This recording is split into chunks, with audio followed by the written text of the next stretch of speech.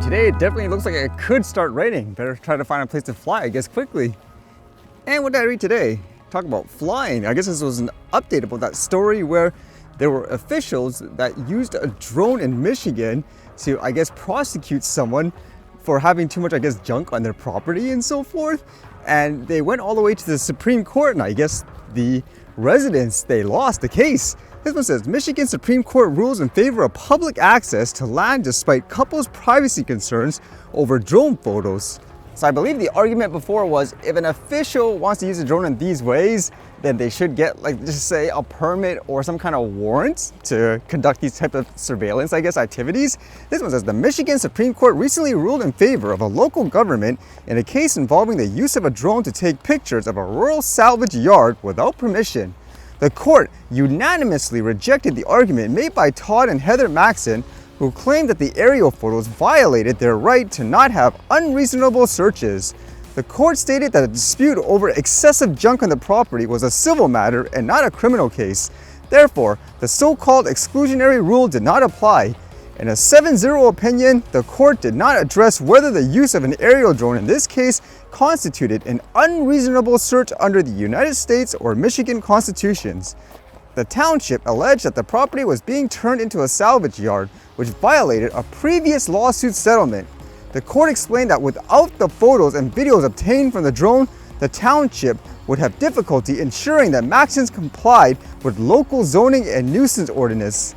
That's kind of an interesting, I guess, thought, because shouldn't that be kind of, I guess, quote, irrelevant in terms of the argument, where despite how integral the proof is, you're supposed to judge whether or not it was legal to do that in the first place? I guess, like in some places, how they say it's illegal to record people, like audio, for example, without, let's just say, their consent or something like that.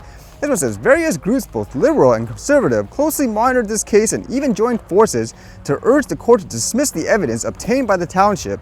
Organizations such as the American Civil Liberties Union of Michigan, the Mackinac Center for Public Policy, the Cattle Institute, and the Rutherford Institute filed briefs in support of the Maxons, arguing that the use of the drone constituted an unreasonable search.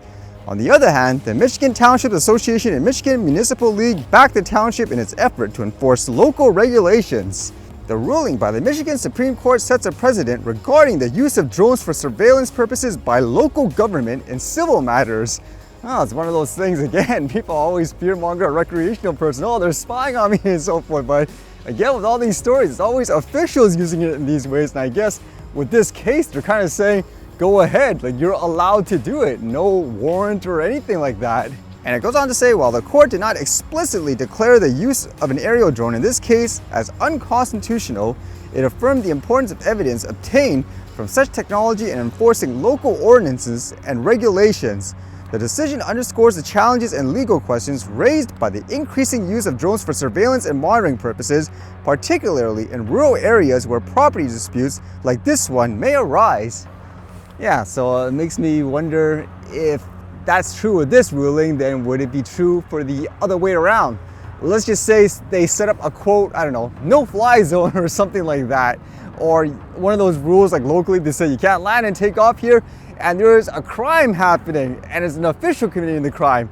So if somebody caught, I guess, that footage with the drone per se illegally, and they put it in court, would they have to, I guess, accept that as evidence too, based on this? I mean, fair is fair, correct? But it's kind of an interesting outcome. What would you think of this? And then there was a lot of news here about, I guess, some people that were arrested over some kind of murder, where it was a big deal here because there were accusations that the Indian government was involved. So with these people arrested, people are awaiting, I guess, the results of the investigation to see, did the country actually have an involvement in this? This one says, India waits for details on arrest in Canada over Sikh Separatist murder. India will wait for Canadian police to share information on the 3 Indian men it arrested and charged with the murder of Sikh Separatist leader last year. Canadian police charged the 3 on Friday over the murder of Sikh Separatist leader Hardeep Singh Nijjar and said they were probing whether the suspects had link to the Indian government. Jashankar said he had seen news of the arrest and said the suspects apparently are Indians of some kind of gang background. We'll have to wait for the police to tell us. But as I said, one of our concerns, which we have been telling them, is that, they have allowed organized crime from India, specifically from Punjab, to operate in Canada. Sanjay Verma, India's High Commissioner to Canada, said that it hopes to get regular updates from Canadian authorities regarding the 3 arrested Indians, saying, quote, "I understand that the arrests have been made as a result of investigations conducted by the relevant Canadian law enforcement agencies. This issue is internal to Canada, and therefore we have no comment to offer in this regard." Well, it'll be interesting to see what happens here. A lot of tensions between the two countries, like here in Canada and India at the moment with all this stuff.